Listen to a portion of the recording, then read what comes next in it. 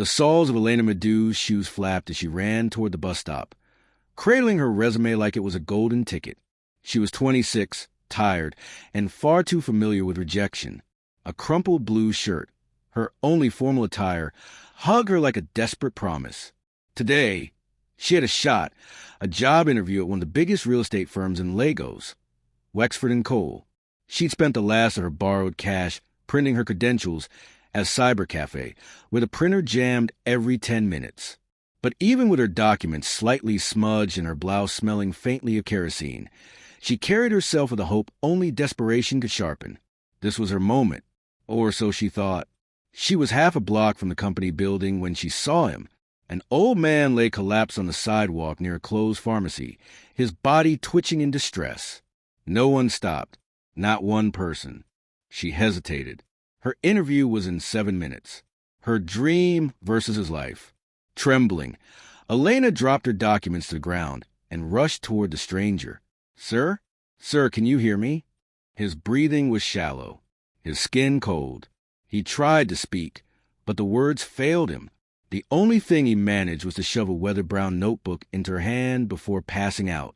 Elena waved down a kiki, paid the last 700 Nigerian nairas she had, and rushed the man to the nearest clinic. They wouldn't admit him without someone to sign as a guardian. So she did. She sat by his bed for hours as the afternoon sun dipped into a golden sadness. She'd missed the interview. She had no backup plan, no savings, nothing but a kind heart and a worn resume, now soaking wet from rain. The man was silent for 2 days. When he finally spoke, it was only a whisper.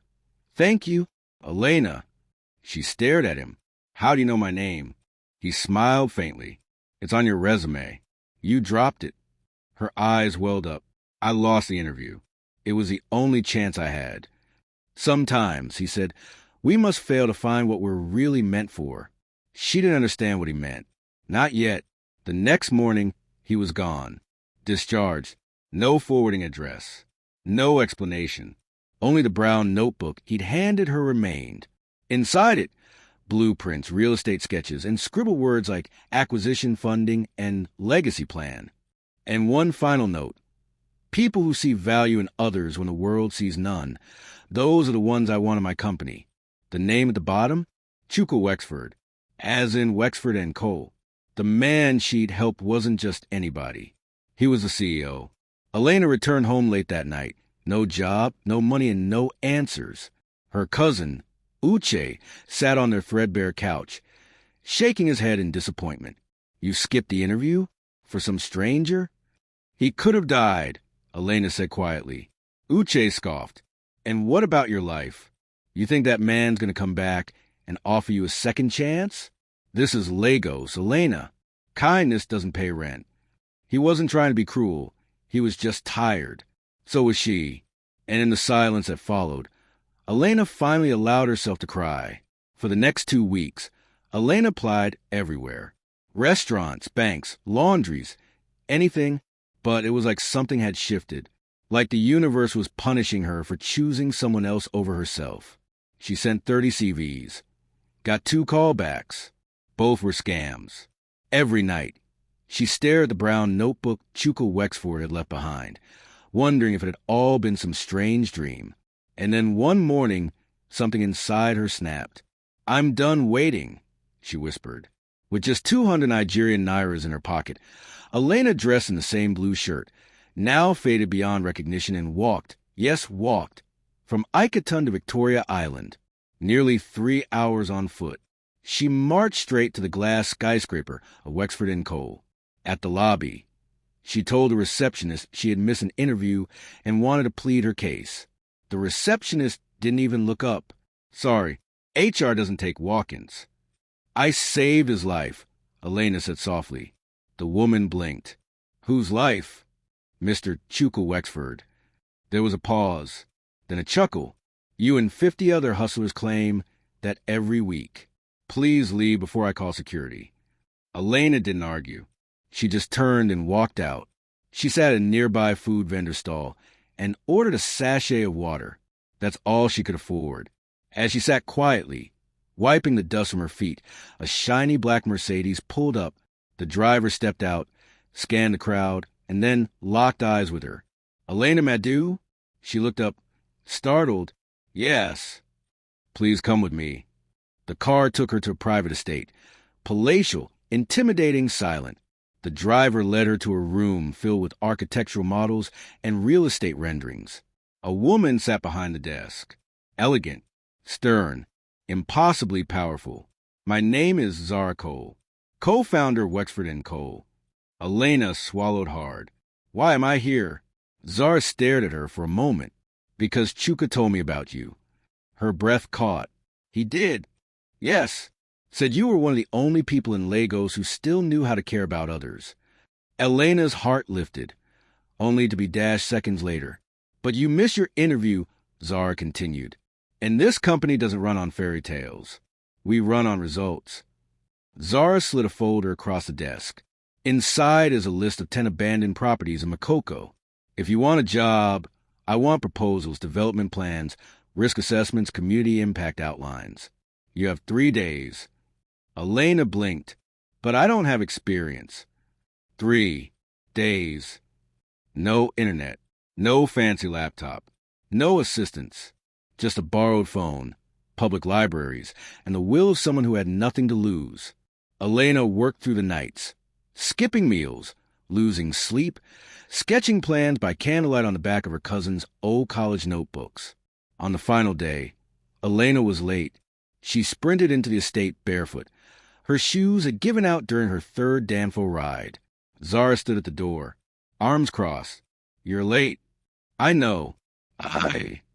Zara took the folder from her hands before she could explain. You may go now. Elena's voice trembled. That's it. We'll be in touch. The door shut. She stood outside, heartbeat roaring in her ears, tears threatening to fall. 1 week passed. Then 2. Nothing. Uche begged her to let it go. You tried, Lena. That's more than most. But the world doesn't reward that. It never does. Elena smiled weakly. Maybe, but I still believe someone will see me. Someday. It was a Thursday. Hot, dusty, heavy with disappointment. And then, knock, knock, knock. At the door stood a sharply dressed woman with a Wexford & Cole ID badge. Elena Madu? Yes. She handed her a sealed envelope. Congratulations.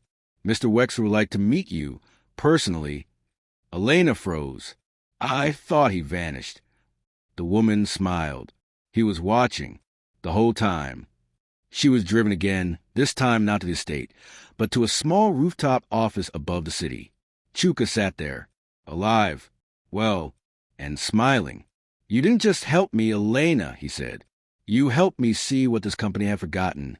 Humanity. He opened a drawer and handed her a badge. Senior associate. Starting salary. For 150,000 Nigerian nairas monthly, plus housing, plus transport. She couldn't speak. Chuka chuckled.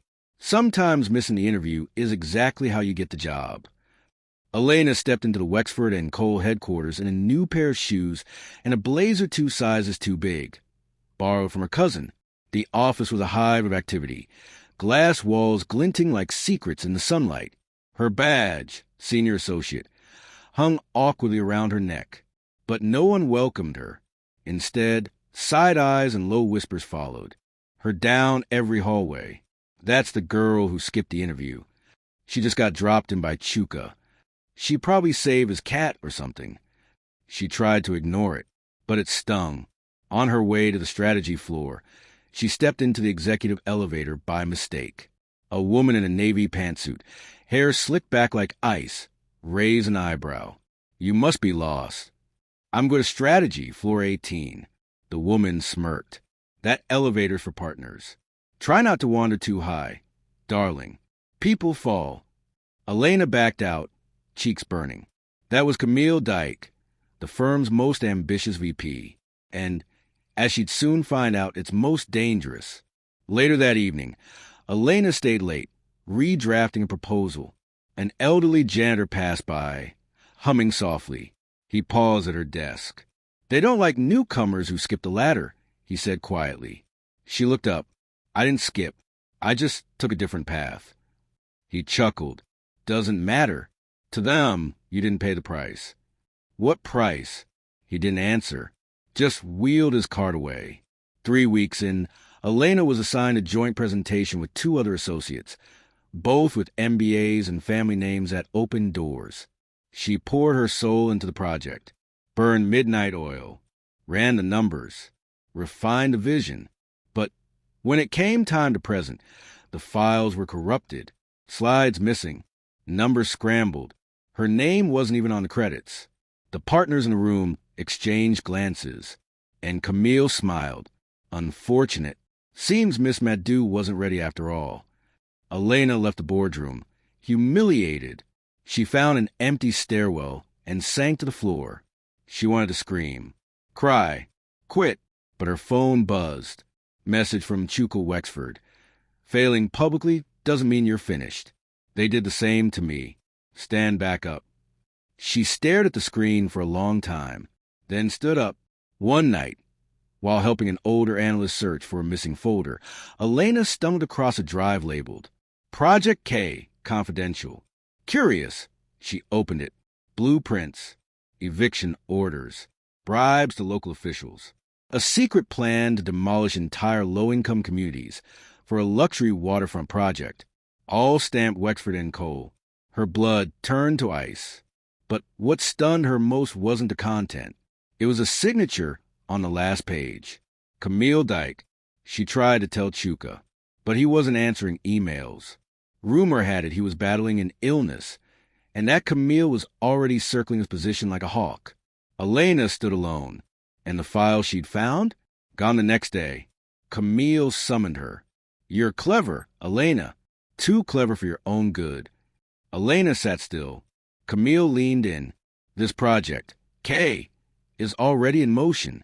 You can either fight it and disappear, or join it and rise. Elena stared at her. You're displacing thousands of families. Camille's eyes were ice. And building a billion-naira future. Choose. Elena left the room, stomach churning. She went home and walked the same dirt paths she had before. Talked to locals. Took photos. Collected stories. Then, with trembling hands, she contacted a journalist. Anonymously, she sent everything she had and waited. The next morning, the headlines exploded. Wexford and Cole accused of corruption. Forced evictions in waterfront deal. Social media ignited. Protests formed. The press flooded the firm's gates. And in the chaos, Chuka Wexford returned. Cameras flashed. Reporters shouted questions. Protesters marched in front of Wexford and Cole headquarters, chanting with signs that read, Stop Project K, Justice for Makoko, Real Estate or Real Evil? Inside, the board was in crisis. Camille Dyke paced a marble floor in heels that no longer clicked with confidence. Her name was now synonymous with scandal. The partners glared. Chuka Wexford had returned, and he was watching. Elena sat quietly in the boardroom as Camille attempted damage control. This leak is a smear campaign. We have no proof it came from within. And besides, the community was compensated. Chuka's voice, though soft, silenced the room. Then why are mothers holding eviction notices they never signed? Camille opened her mouth, but he raised a hand. Elena, he said, do you have something to say? Her heart pounded. This was it. She stood, pulled out a printed dossier she'd hidden at home, and laid it on the table. Project K, with names, dates, bribes, and signatures, including mine, added without my knowledge. Gasps filled the room. She wasn't just exposing corruption. She was proving her own innocence. Camille lunged toward the documents, only for 2 security guards to step between them. You planned this, she hissed. I documented this, Elena replied. Chuka stood. This company was built on integrity. Somewhere along the way, we lost that, but I remember who we used to be. He turned to Camille. You're fired, effective immediately. Within 24 hours. Camille's assets were frozen. The firm issued a public apology. An independent ethics review was launched. Project K was terminated. Elena's name spread across media headlines, not as a whistleblower, but as a hero. Job seekers, community members, and even CEOs began quoting her in interviews. Success is nothing if it comes from stepping on others. 1 week later, Chuka called her to his office. You didn't just save lives, Elena. You reminded us of why we build. She smiled shyly. He continued, we need someone to lead a new division, one focused on ethical, community-first development. I want you to run it. Her jaw dropped. Me? You skipped the interview, but you aced the mission. Elena's new role wasn't easy, but she poured everything into it, hiring local architects, rebuilding lost homes, creating job programs for displaced families. The once broken communities now had a voice inside the glass towers that once ignored them, and Elena made sure that voice stayed loud. One morning, a young woman knocked on her office door. She wore dusty sandals, clutched a worn resume, and looked terrified. I missed my interview, the girl stammered. I stopped to help a woman on the road who fainted. I know it sounds crazy, but... Elena smiled. Have a seat. The girl blinked. Really? She nodded. Sometimes the ones who care when no one's watching are the ones we need most. In a recorded interview months later, Chuka was asked, why didn't you tell Elena who you were that day she helped you? He smiled. Because true character isn't shown when someone knows they're being watched. It's shown when they believe no one will ever know. Elena Madu skipped the most important interview of her life and still got hired, not because she said the right words, not because she had the best suit or perfect credentials, but because she did the right thing when no one else would. She taught us that kindness doesn't just cost something, it pays something forward. And sometimes the job you think you lost was just a path to the one you were born for. In a world chasing success, choose significance,